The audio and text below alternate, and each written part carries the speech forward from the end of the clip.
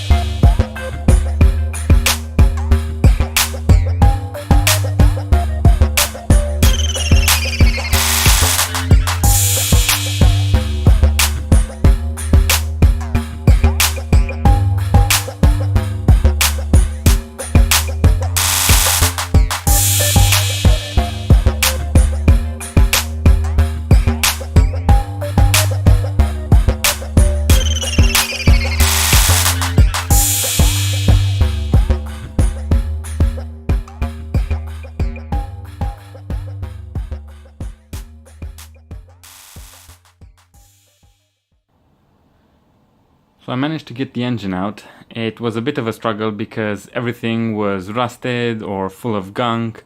I didn't really know what needs to come off first, so you saw me in that clip struggling to get the carburetor off with the engine halfway out, and then the power cable that goes to the starter motor was also stopping it from coming out. But eventually we got there, and now the next stage is to figure out the wiring harness, remove it, and continue with the teardown.